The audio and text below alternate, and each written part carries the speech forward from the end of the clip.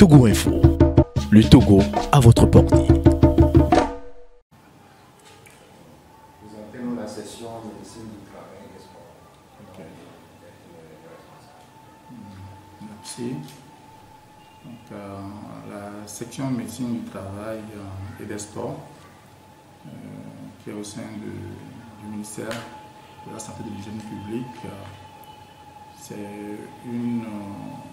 un service qui s'occupe essentiellement des aspects liés à la santé au travail.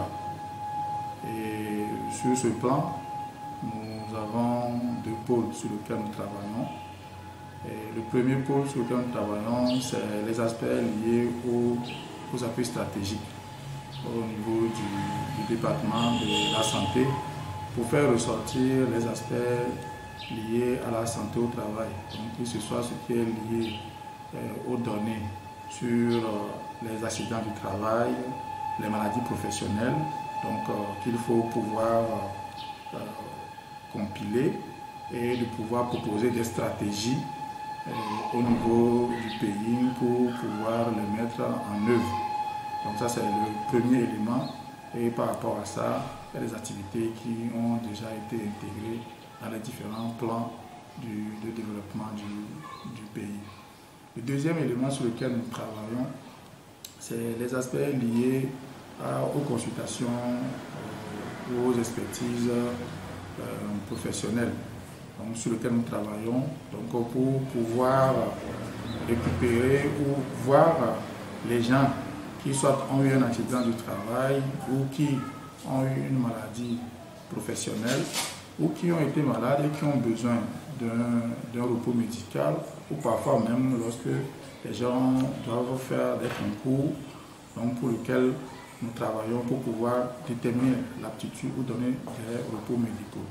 Sur cette base-là, nous accompagnons les structures par rapport aux maladies qui ont été détectées, aux expertises qui ont été faites pour détecter sur le terrain d'où peut provenir ces maladies. Et donc on aide les entreprises et les structures publiques à détecter les facteurs de risque dans le milieu du travail et à proposer des stratégies de prévention de manière à ce que les maladies ou les accidents qui sont survenus, qu'on ne puisse plus les avoir. Donc voilà en gros ce que nous faisons comme activité.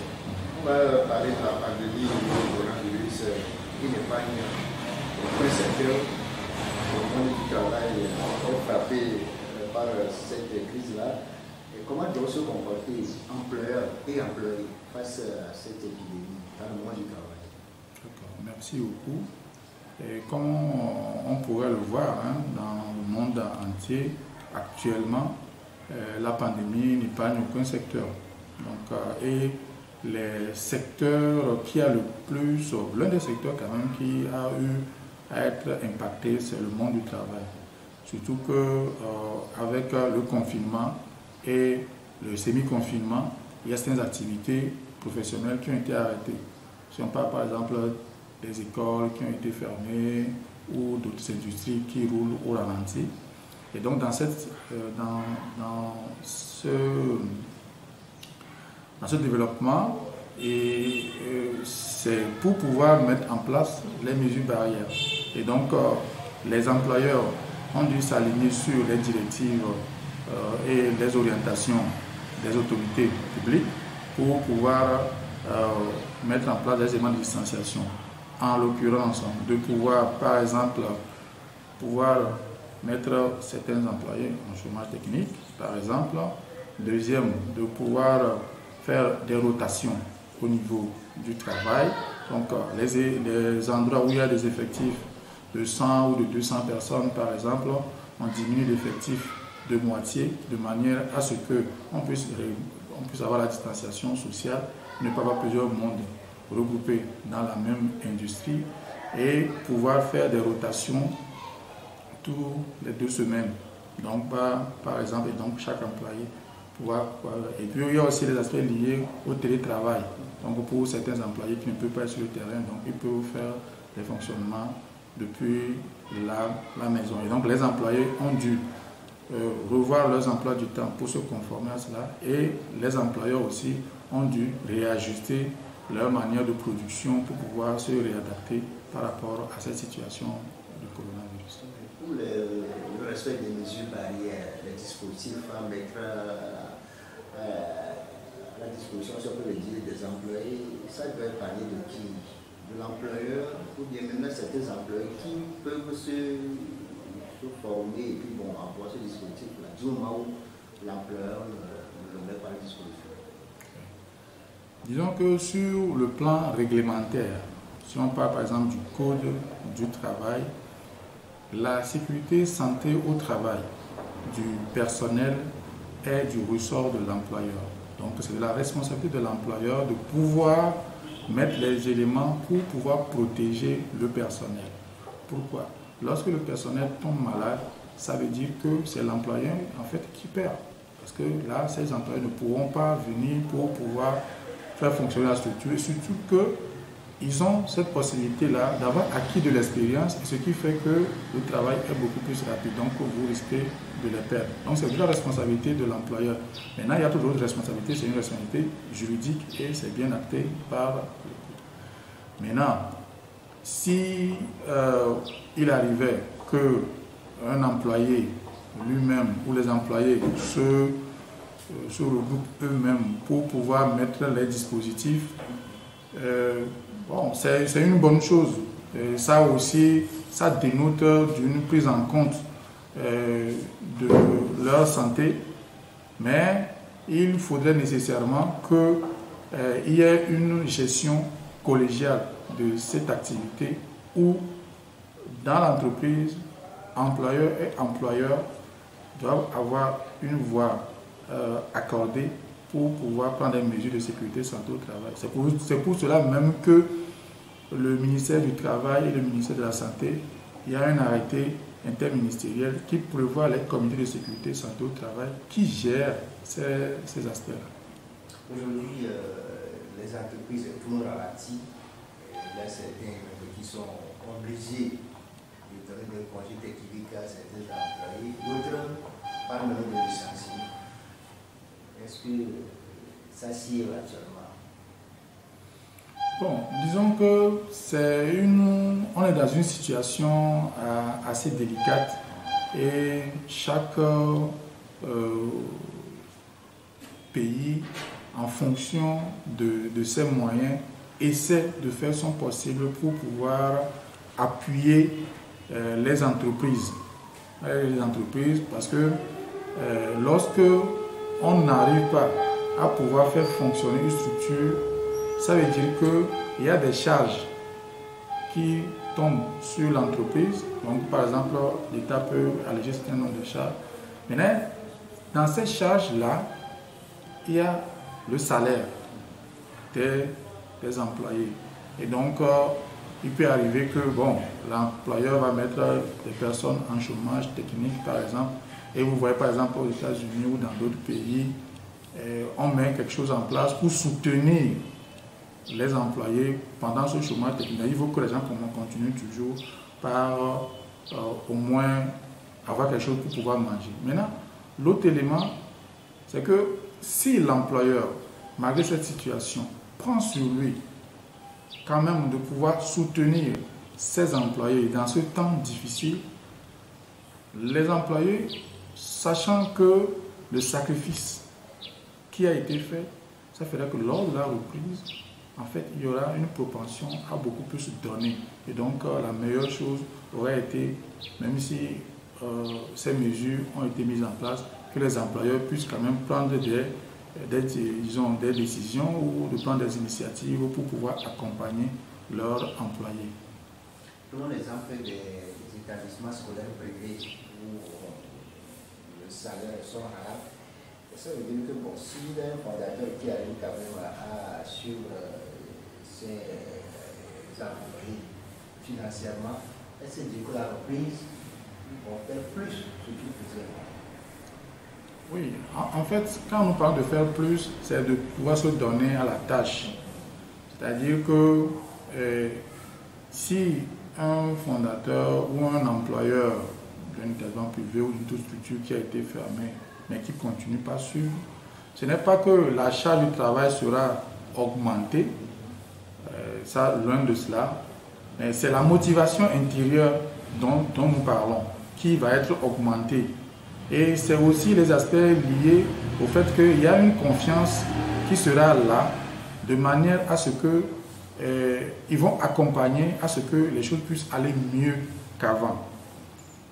Parce qu'on ne va pas dire que normalement on a 8 heures par jour pour le travail et qu'après la reprise, qu'on puisse par exemple augmenter à 10 heures. Non, ce n'est pas de cela que nous parlons. Pour les écoles officielles, s'il faut reprendre les cours, quelles dispositions doivent prendre l'État et les inspecteurs ou bien les responsables d'établissement pour mettre à l'abri de cette pandémie et les élèves et le corps enseignant, quelqu'un personnel? Je pense que comme on l'a vu, comme vous pouvez le voir dans certains pays, le dispositif, c'est de pouvoir mettre en place des mesures barrières. Et pour mettre en place les mesures barrières, il faut nécessairement pouvoir voir si les personnes qui doivent rester quelque part, est-ce qu'ils sont capables de pouvoir respecter les mesures barrières ou pas. Et donc, par rapport à cela, il faudrait pouvoir voir si, par exemple, dans une salle, c'est la même chose quand on parle, par exemple, dans une usine, dans une salle, est-ce que le volume de la salle correspond au nombre qu'il y a dans la salle, ou par exemple, si je suis là, je peux faire la distanciation de 1 mètre d'un côté ou d'un autre. Si on fait l'évaluation, on peut se trouver qu'une salle dans laquelle d'habitude on retrouve un effectif, par exemple, pléthorique jusqu'à 80, 100 personnes, pour pouvoir respecter les mesures, il faut par exemple pouvoir diviser la salle en 2, par exemple, et donc pouvoir faire respecter les mesures de distanciation sociale, pouvoir faire porter des masques, par exemple, aux personnes, et par exemple, s'il y a des enseignants, pouvoir leur faire aussi porter des masques et de pouvoir leur faire respecter les mesures de distanciation sociale, et surtout ne pas oublier les aspects liés au lavage de mains. Et selon les stratégies que chaque pays met en place, il y a certains pays qui peuvent se dire que bon, on va tout commencer avec un roulement même des élèves, et il y a d'autres pays qui peuvent prendre la stratégie de soit de se dire que bon, on va peut-être privilégier les salles, les grandes, disons, les salles d'examen pour pouvoir au moins avoir le dispositif en place, et de supposer que avec les 2 premières trimestres qui sont passés, pouvoir les comptabiliser et pouvoir prendre que bon, ces personnes ont passé. Donc du moment où, pour pouvoir gérer la crise, parce qu'on est en pleine épidémie, donc il faut pouvoir faire le maximum de manière à ce que les gens ne se retrouvent pas dans un milieu clos. Pour éviter une auto-contamination, parce que comme vous le savez, et nous tous nous le savons, c'est lorsqu'on parle, lorsqu'on tousse, c'est dans ce processus-là que les petits gouttes, les petits postillons qui contiennent du virus se transmettent l'un à l'autre.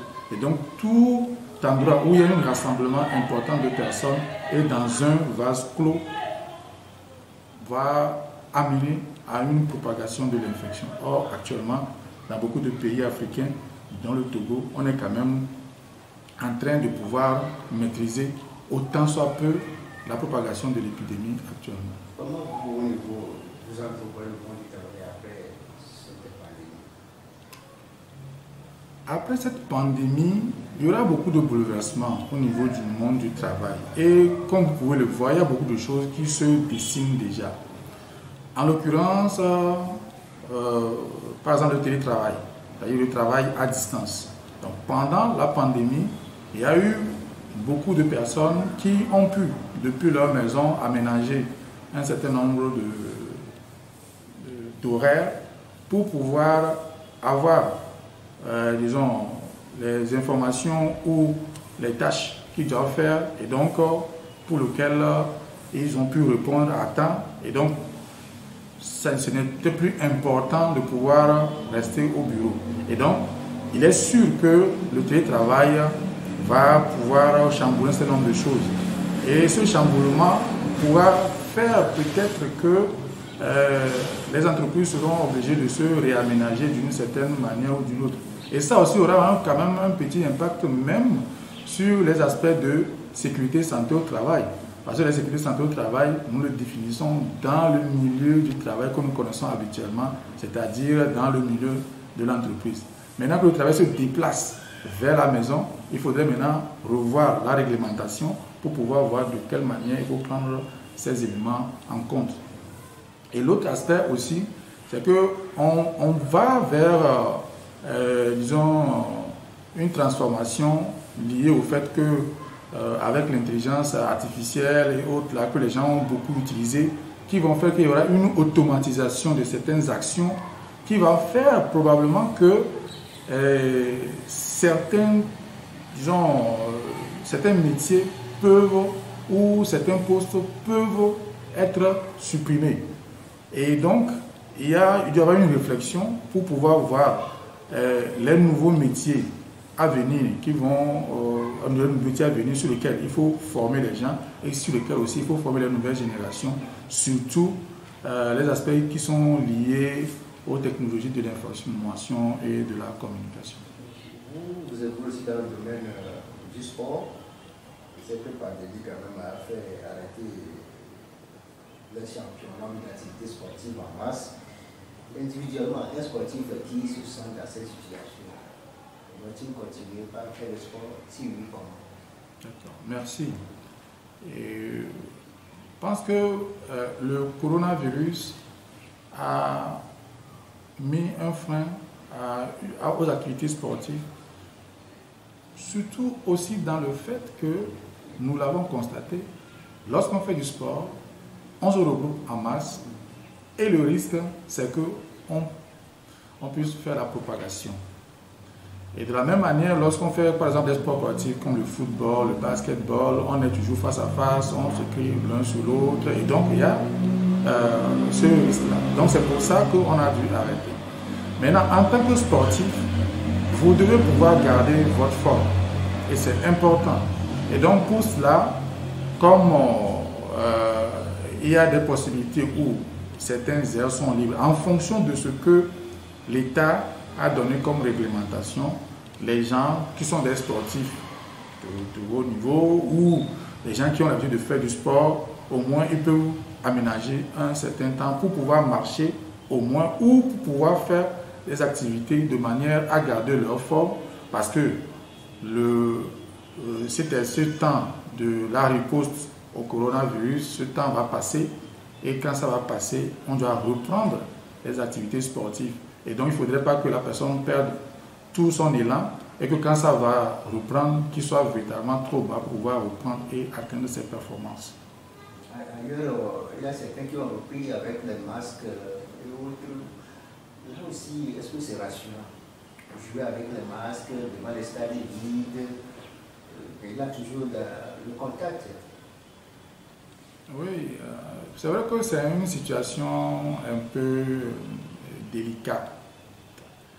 Cette situation est délicate, pourquoi? C'est que les entreprises sportives, parce que nous, il faut le dire, hein, en Afrique, sauf quelques pays, n'ont pas d'entreprise sportive, n'ont pas d'association sportive. Ils ont une entreprise sportive.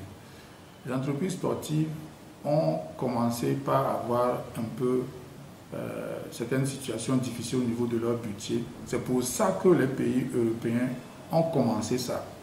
Parce qu'ils ont commencé surtout le fait que c'est les matchs qui nourrissent les médias sportifs. Donc du coup, à partir du moment où le sport est arrêté en Europe, les médias sportifs aussi sont aussi en chômage. Donc, dans un premier temps, ils ont commencé ces petits éléments de reprise avec les mesures, les stades vides, les masques et autres là, pour pouvoir au moins faire passer un message d'un match, quelque chose comme ça, pour au moins changer un tout petit peu. Mais c'est avec quand même des risques. C'est quand même avec des risques qui sont liés au fait qu'on ne peut pas faire un match sans qu'il y ait un contact. Donc ça veut dire que La distanciation des 1 mètre, on ne peut jamais la voir quand on a un match où on est en contact. Mais si on a un bon masque, bon, ça peut, mais c'est avec beaucoup de délicatesse. Et il faut, dans un second temps, un bon match sans spectateurs. C'est un match qui est difficile, surtout pour les joueurs qui se sentent motivés par le cri des spectateurs, la motivation que les spectateurs leur donnent. Et donc, par rapport à cela, ce qu'il y a et ce qui est bon normalement, qui peut normalement être suggéré, c'est de pouvoir travailler au maximum possible de manière à ce que l'épidémie puisse le plus s'aplatir, le plus possible, que ce soit gérable comme toute autre maladie et que pendant ce temps-là, que les activités puissent reprendre d'une manière progressive. Parce qu'il faut pouvoir faire la part des choses et se dire que dans cette situation, la santé doit primer par rapport à l'économie. Parce qu'en ce moment-là, c'est que, en fait, en faisant les choses, c'est un sacrifice qu'on fait, mais en fait, c'est un investissement de manière à ce que l'épidémie puisse finir par s'arrêter par rapport avec les mesures barrières et que les entreprises, l'économie puisse reprendre correctement après.